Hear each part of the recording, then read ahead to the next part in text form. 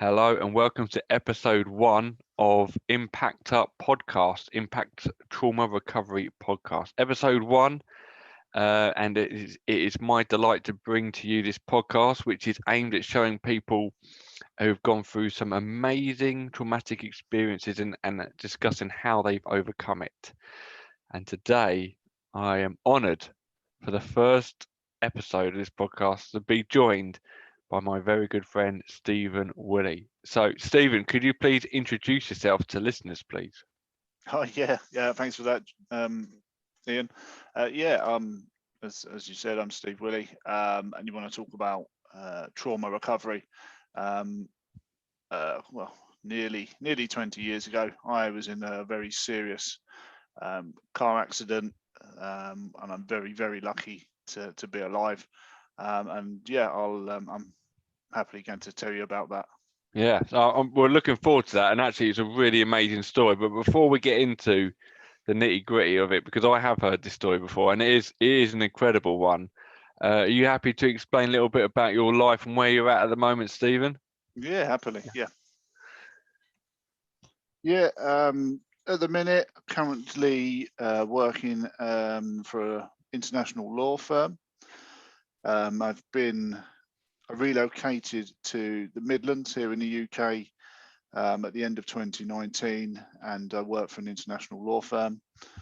And I also am a executive and career coach for people looking to obviously either transition their career or people looking to make those next moves and stuff like that. And we often sometimes find ourselves in these places where we're stumped, we're at hurdles, we don't know how to overcome them. So I do that as well as having a full-time job. I'm married. I've got two young kids, two daughters, who have been really great during this pandemic. We've always had these times where we argue and we shout at one another and stuff. But if I sit back and I do some thinking about it, they've been really good for it, and they've done really well. I'm glad the schools are back open, and thanks to all the teachers up and down the country, all the emergency services, everybody that's played their part. It's been really good. So yeah, I've got my two kids, got two cats as well. They were Which are rescued. just like kids as well, anyway, aren't they? These two cats are absolutely. They were rescued. They're about 2 years old. You can probably see one in the background right now. They were 2 years old. They were rescued, so we don't know their history, and they're just sometimes as needy, if not more so, than the kids. Yeah. But yeah, that's all cool. So You don't know the history, so they could have been dogs before you. I'm not quite sure they would have been dogs, but hopefully not mistreated too badly by dogs. Talking about kids and stuff like that through this time, they're resilient, aren't they, kids? But they have half had it hard, and this world. And I think your two beautiful daughters, they must have had it. I find a little bit tougher than my two, because my two are very young. Too young to understand the difference between normal and what's not normal, and it's just not normal of having face masks and stuff like that. But yeah. I'm glad that they've done well through it, because it can be tough because they don't see their friends and stuff today. That's it. You're absolutely right. I mean, Jessica, my eldest Jessica, she turns 9 later this year. My youngest just turned 5 recently, and I think you quite often forget, or you get caught up in you're working from home, you've got meetings to do, you've got work to do, you've got you forget what it's like for the kids not being at school. And when they are at school age, they do understand, particularly once they're into years 2s and years 3, they do understand. They can absorb information like an adult and stuff, and they do appreciate what's going on. And then you've got to remember that they're without their friends, their community, the people they connect to. We've all got Zoom or mobile phones. They don't have that. They don't go to school to interact with their peers as such, and what they learn from. So I think we don't give kids the credit, but as you say, they are resilient, and they've gone through this, and hopefully none of them have been too affected by what the lack of interaction with their peers, and everyone will hopefully come through this. We will. We're at the time of this recording. We are close, I think, to the end is near of all this crazy lockdown experience. Yes, I hope so. But just before we go into this, I'm also excited about your new venture, becoming this executive coach. And I know you're on LinkedIn. If anyone's listening to this later on, you want to hook Steve up. I can vouch for Steve. We've had a few chats. He's coached me through some barriers myself. Got a wonderful way of language. He doesn't mind saying how it is, and that's what you need from a good executive coach. So if you want somebody to give you a kick up the bum and maybe see the world in a different view, he is probably the person to speak to. So LinkedIn, aren't you, Steve? Steven Willey on LinkedIn. Yeah, it is as well. Yeah, thank you very much for that. That's all right. So Stephen, right, we are here today because you've got an incredible story, and I know I've heard it a few times, but I do love hearing it. And the way you describe it is beautiful. We can. I hope you don't mind a bit that we can smile about it now, because it was a long time ago, wasn't it? And it is dealt with. But so Steve, when did this event happen? You said it was a car accident. When did it happen then? Yeah, exactly. It was the 1st of December 2002. Cool. So what's that? What, Well, 19 years ago? 19 years this year. It was. Right. So how old were you then? I was 21. 21. I thought he was actually younger than that. It's 21. That's very No, it's the year I turned 21. God, blimey. So what happened? So you're 21 years old. Yep. Where'd you just been? So you just been. This happened in a car, didn't it? Near where you used to live. I had been on a night out. I do add quickly, I wasn't driving. Yeah. And I'm not mean to say it in a bad way, but yeah, I wasn't driving. I was a front seat passenger. I'd been out with a friend and my partner at the time. We'd been out in town, funny enough, up here in the Midlands, not far from where I live now. And we'd been out in town. I'd been drinking with my mate. I forget the occasion. And my partner at the time, and she wasn't drinking. And we'd been out, we'd had a good night and stuff like that. And then I must admit, some of the details I don't remember or can't remember for what I don't know. But we'd had a good night, and we were in that we were heading back to my partner's. My mate was coming along. He was in the back behind me, and it was early hours in the morning. I think it was say 12:30, 1 in the morning, and we were down going through. It was all country lanes, as a lot of the roads are here in the Midlands. It was country lane. The weather was really bad. It was obviously real dark down a country lane. It was torrential rain and foggy and stuff like that. And as I say, I don't remember. This is what I've read in the media and what family and friends told me. The car lost control on mud on the road or something, and then careered down the farmer's hedge. So I don't know if people are familiar with them, but the hedges or farmer's boundaries usually are wooden fences with 3 triangular wooden slats, top, middle, bottom, if you will, coming through. And one of the wooden fence posts came through the windscreen of the car and went through my chest, through my left chest wall and out the back, and pinned me to the car seat. Just straight through you? Straight through. And when you say straight through you, was it stuck there in you, or did it go straight through? No. So the car obviously went down through the hedge, and the fence post came through the windscreen. The middle fence post came through the windscreen and went straight through me into the chair. And that's when the car came to a stop. So it had pinned me straight into the chair. The lower fence post had gone through the footwell, and the top post had gone, fortunately, where it had hit the A pillar in the car. It was a Ford Mondeo, so I'll give it was built well, a strong car. The top went straight up the A post, Fortunately, it didn't hit me in the head, because I Oh, probably wouldn't be here to do the podcast if it had. Yeah, so, and it was the middle post that then had gone straight from me and pinned me to the chair, so I couldn't move. Jesus. Now, mate, so let's just take this back a bit. So what seat were you in? The passenger seat? Front passenger seat in a Front Ford passenger Mondeo. seat. So what do you reckon will contribute to this? The weather, the driver, was he hammered or anything like that? Or is it just No, not at all. unlucky? No, it was my ex-partner, and she wasn't drinking Oh, at all. ex-partner, yeah. So Ex-partner, what she it was wasn't just drinking. that bad weather. It was bad luck, bad weather. Bit of mud had got onto the road. It is country lanes, Yeah. where we was going down. Yeah, it was just bad luck, and that's all I will put it down to. I don't hold grudges. I don't have any blame here at all whatsoever. It was Well, they just can sheer be. bad luck. They're not well lit, are they? Some of these roads, and they're muddy. not When lit. that water comes along, They're is not it. lit. There's no street lighting. I've been down back to the site many times, and there's no street lighting there whatsoever.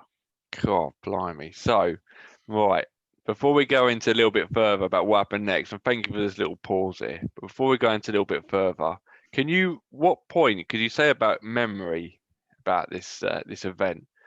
Is there a specific point where you can't remember, or is it like the whole evening it's been almost like taken away from your mind? What would you say? I think I'd have to say the latter there, that the whole event has been taken out of my head. I think people telling me what's happened is what I recall. Yeah. I don't think I can actually remember it. Yeah. Which I suppose is a good thing. And what was the last thing you do remember of that whole day? Like you actually know it's your memory. Being in one of the pubs, I do remember that. Yeah. I remember being in one of the pubs and there was a live DJ, and I'm confident he was playing, which is an old song now, but people will know it was old Craig David Rewind. Oh yeah.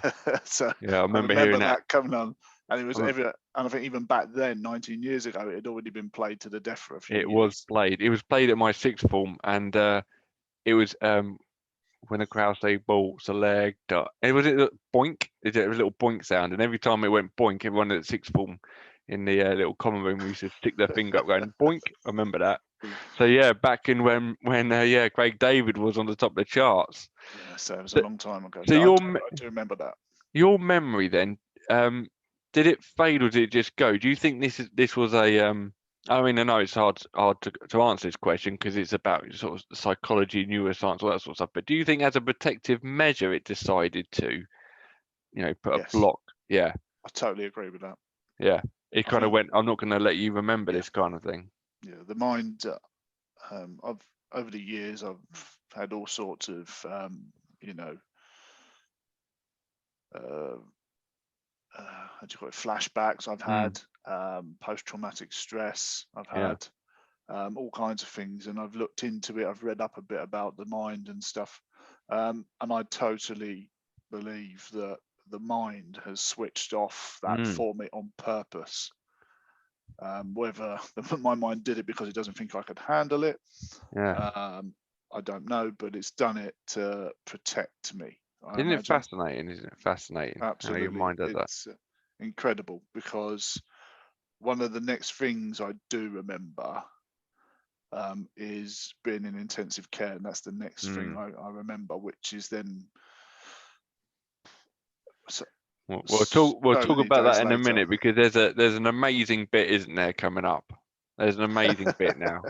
There's a bit more to the story. This is my favorite bit. So come on then. So you're there, and you're apparently, so you got this information from people. So apparently you're there conscious in a car. Not to start with. To start off with. You're unconscious, but you become conscious. So the fence post, to talk about the accident, what happened. So that was more of in a nutshell. I got impaled on a fence. So what happened, where the car had come crashing through the hedge and then come to a standstill, my mate in the back, my mate Rob in the back, his seatbelt didn't hold. and he flew over the seat and pretty much headbutted me. And then by doing so, pushed my head out of the window, the closed window, shattering that. Again, which I was really lucky to get away from. I have got a scar. You wouldn't be able to see it now. I've got a scar in the back of my head where my mate bit me. So he subsequently Oh my God! I thought you were going to say where the glass smashed, but where your mate bit you on the back of the head. He lost his teeth, and I've got a big scar, like a bite mark from him, which I'll always have. I was very lucky to where my head went through the window. I've got a scar down here, and that's all I got from that was a scar there. Apparently, when I was in the hospital, this whole side wasn't recognisable for the cuts, but for whatever reason, the body healed. I was really lucky. So at that point, that's happened. So as you can imagine, I've gone bang. That's happened. My mate's come over, smashed me out there, and I'm hanging out the window. And fortunately, and I do mean this fortunately, that my partner unscathed, absolutely unscathed. Yeah. And I'm really grateful for that. My mate, he was all right, but he lost his front teeth, but I also lost teeth through the impact and stuff like that.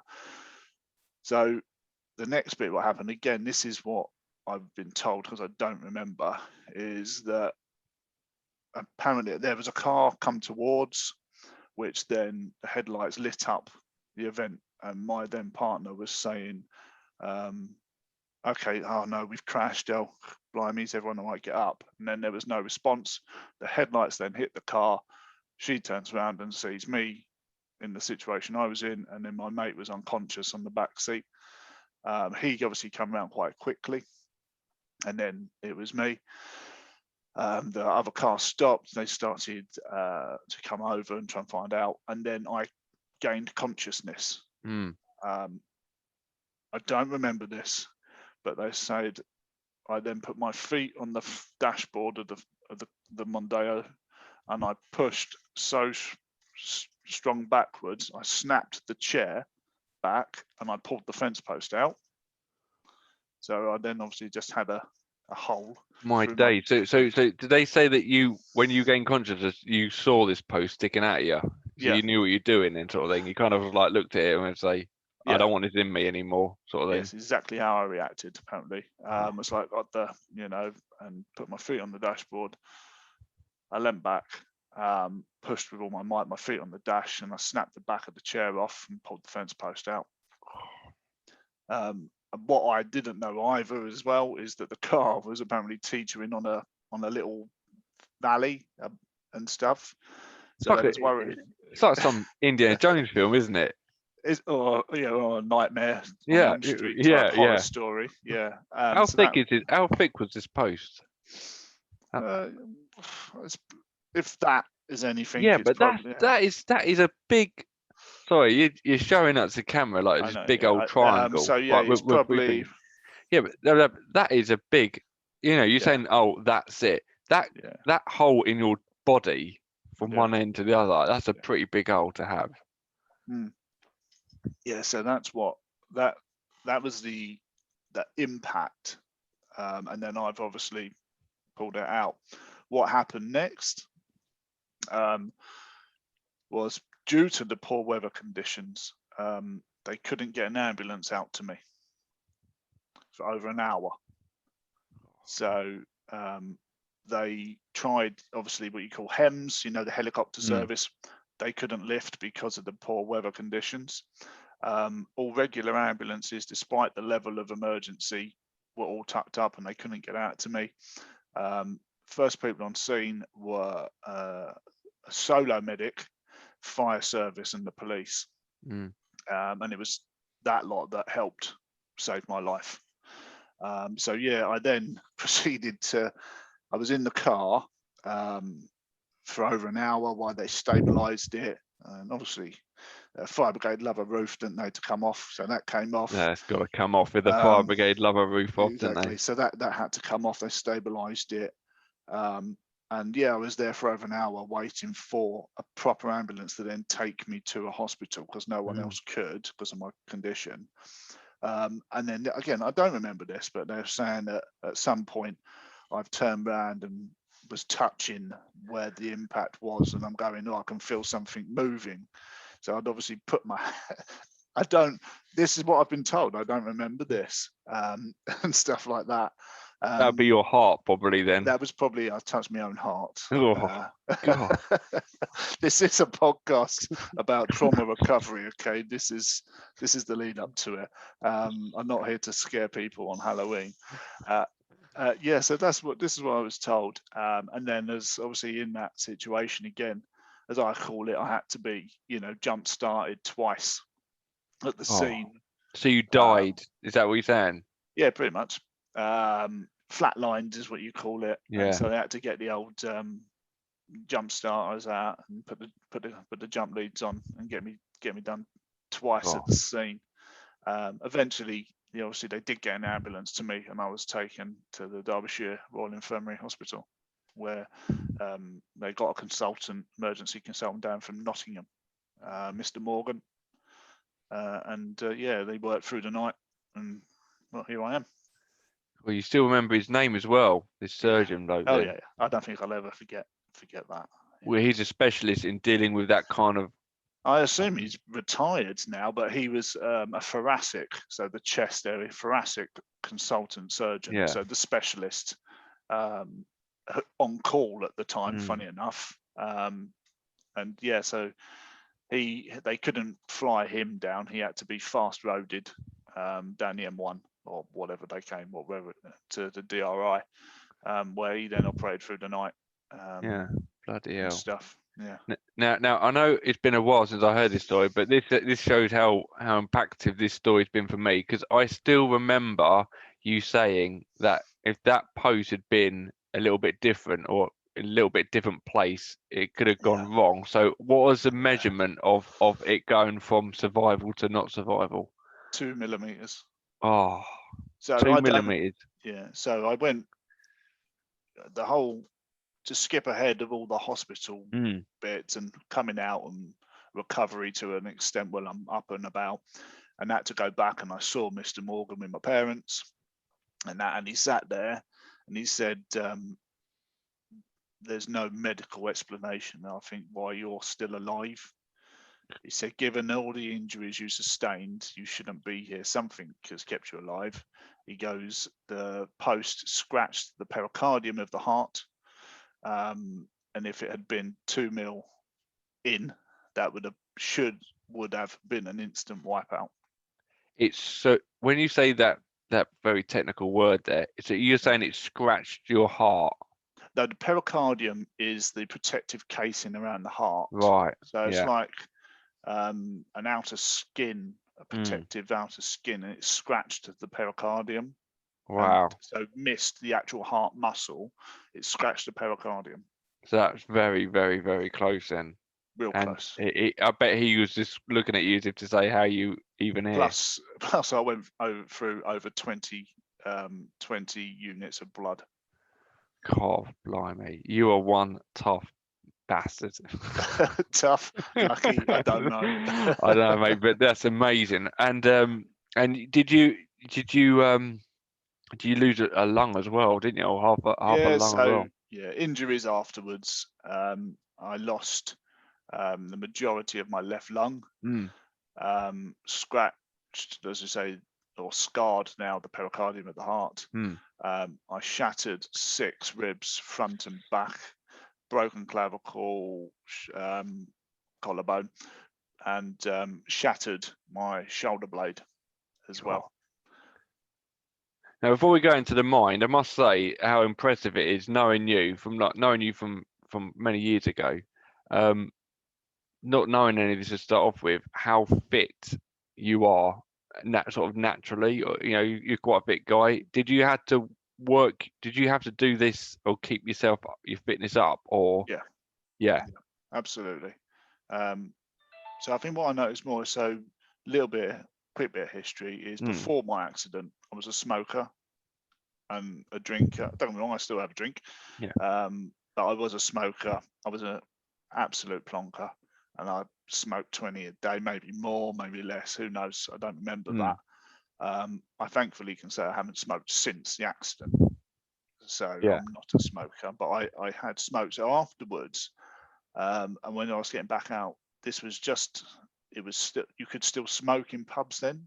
Yeah. Oh yeah. It feels like a long time ago now, doesn't it? It is a long time, but I do remember going back into a pub when you could still smoke. Yeah. And I couldn't, in some pubs, I couldn't stay in there because I couldn't breathe. And that is because of like your cardiovascular. And I had to work on my fitness levels. I had to get my fitness levels up better than they ever would have been or were before, just so I could have I don't know, breathe healthily or whatever you want to be fit and stuff. So I had to work on my cardiovascular, and I still do to an extent. If I sat around, I know it's the same for everybody, but I would deteriorate a bit quicker than most. Yeah. Because I haven't got the capacity to, my left chest wall, even though they say is part of a lung left, because of the way my rib cage and my left is all deformed for where the bones were shattered, it doesn't compress and decompress correctly. So I'm reliant on my right side to do all the work. So if I sat around doing nothing, it's harder to recover because I haven't got two sides to use normally and stuff. Yeah. Wow, it's amazing, mate. It's absolutely amazing, really. I mean, what you've gone through and how you've adapted as well. You're talking to like a living miracle, really, isn't it? And obviously, you've got your two beautiful kids as well. All as time's gone on, not only have you've made it, you've also managed it. You had two wonderful kids. So it's kind of like, it's beautiful to see this timeline as well and where it's taken you from that tragic accident. No, absolutely. So how did you? So you said you can't remember anything, but you had to suffer PTSD and flashbacks and things like that. Was there anything you needed to do mentally to recover from this? Yeah. So not long after the accident, so a little bit more. Had the obviously you had the accident. You've heard about that. I was then in intensive care, in a coma or an induced coma. I eventually came out of the coma and went into the different wards and stuff like that. But something that happened from there was, in intensive care, I had to have I forget what you call it now. Long story short, I had a ventilator in the throat. Yeah. And it's called a tracheotomy. Tracheotomy. That's it. Yeah. So when I come round in intensive care, you can't talk, you can't speak unless you put your thumb over the hole, which is a very weird, horrible thing to do. Yeah, I bet. I remember being incredibly frustrated, and I remember family and friends being there who couldn't understand me, what I was trying to say and stuff. And I think I even remember throwing things in frustration, like a pen, because I was given a whiteboard and a pen or paper, and I threw stuff in frustration. So that was almost like a starting point. And then I was, obviously my parents took me back home and started recovering. But I was really angry. I mean, many people might say, yeah, because I'm a fiery redhead. Yeah, maybe. But I was really angry, and I was at home back then with my parents and my brother, who were all just fantastic. But I was angry. I was snapping at silly things. That's trauma. That's trauma right there, isn't it? That's one of the reactions. But I couldn't, having never researched anything about psychology, the mind, or anything at the time. I didn't know. People were saying it's the drugs. Obviously, I was on a lot of medication. It could have been side effects. I've never been convinced it was that, or at the time I wasn't convinced that medication would do that. And as I know it now, it didn't. But I was angry, frustrated, snapping, biting, and I probably said some probably nasty things to family and friends back then. And as that went on, and I think it was my mum in the end. She's a very tolerant woman of me, and she knows me well, obviously. I think she probably turned around and said, right, that's it, enough's enough. Get your ass up the GPs and talk to them. And I did. And I was referred for CBT therapy, cognitive behavioural therapy, I think is what it's called. I don't remember too much about it, whether that's because I don't think it worked or because back then it was too soon to do it, or I didn't engage with it, or the therapist, and so I don't actually remember too much about it. I remember trying to talk about things a bit, like with a psychologist, or act at the CBT therapy, acted like a psychologist. But other than that, I don't remember too much. But then that also led on to flashbacks at night, where I would wake up in sweats and sometimes just wake up shouting, angry. Sometimes I'd be crying for whatever, and I don't remember now what it was. I remember going through it, but I don't remember the dreams, if you will, or the flashbacks. And they must have been of the incident or of how it could have been. And the flashbacks, some you could say could have been attributed to the medication. I still don't believe it. Some of them may be. Well, it could well happen, mate, couldn't it? Because if it's still there, if your brain has trauma, is basically it's unprocessed, isn't it? An unprocessed traumatic event, and when you're asleep, fortunately, that's when it decides to kick us, isn't it? When we're asleep and wake us up in the middle of the night. Yeah, and I think you've just hit on something there, and it's about something that isn't processed. And I think, and probably even to this day, I still suffer. I think to this day, because I don't remember or I can't remember, I can't process it properly. Yeah, that was a question I was going to ask you, actually, which I didn't know if it's an odd question. I'll ask anyway because that's what I do. But if you had a choice, I don't even know if you can answer this question. But if you had a choice between recalling the events or having it like you have now, and that's not been able to recall it, would you think that you'd probably prefer to remember exactly what happened? No, I can answer that because I've done a lot of thinking on that. Yeah, I've done a lot of thinking on that, and then I've spoken to my wife, I've spoken to friends, and spoken to my family about it. And lots of people say, "Why would you want to?" Yeah. And then I'll say, because I don't know. It's like I've got a jigsaw puzzle and I've got a piece missing. Yeah. And I've got a need to put that puzzle together. But I've done lots of soul searching, lots of deep thinking on this and research and stuff, and looking and trying to communicate with other people that have been through, I can't say similar, but traumatic events. And this is one of those times where I have to say, this is a jigsaw puzzle that won't ever be solved. Wow. I've got to, I can't go, almost use hypnotherapy or other therapies to try and recall, because I don't want to, because I don't know. I've dealt with it up until now, or up until the points of, and I'm happy where I am with it. Exactly. I'm happy not knowing now. I mean, it was tough to get there. Because you're in a, I mean, if you're in a good place right now, you're a good place. Would you say? Yeah. So what I would say is you're probably spot on there. What it'd be just more. Would it be probably dangerous to go and dig something up, which at the moment does it serve a purpose to do that? No, but that the way you describe that, a puzzle that won't ever be solved. What a way to describe it. But don't get me wrong, that's not for everybody. That's not for some people.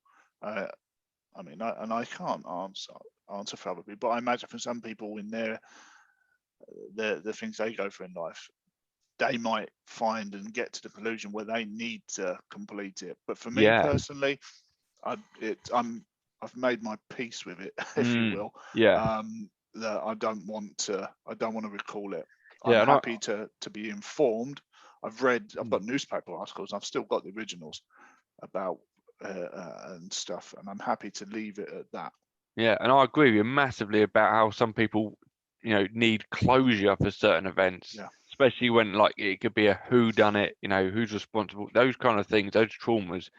some of these just need answers, and that can really play on people's heads. That can be traumatic itself, just It is indeed. and yeah, like you said, these flashbacks, things like that, and part of that unprocessed memory, trauma, it just floats around the mind, attaching itself to the nervous system. And again, yours came out with an aggression, but sometimes it can come out as just not being able to move or get up, or sometimes it can be just to escape things. But yeah, our reactions are different. And yours came out as aggression, but you went through CBT, and whether that worked or not, on different views on CBT regarding trauma, who knows? But you sound like you found some things that really worked, and got yourself in a good place. Yeah. No, I'm all good now, and I think, I don't know, I can't say one singular thing occurred that made me be okay with it. It was, I put it down to experience and years of experience of maybe this is right or wrong, of suffering through the emotions, suffering through the events to get to where I am now. Maybe I shouldn't have done. Maybe I should have tried something else or something different. But hindsight's only great if you've got it. Yeah. But having gone through it, I feel better and more confident in my decision not to have recalled it. Yeah. And I'm quite happy to, and subject to everyone else and the incident they've been through, my advice would be not to go through it. Ask yourself, look inside, why do you want to know? If you can answer that and you've happily, then do what you need to. But for me, having gone through that, it was a case of why dig up the pain if you don't need to, sort of thing. Yeah, exactly. And a good therapist should know that as well, And it's about risk as well, because as I say, and they're saying opening a can of worms, isn't it? Yeah.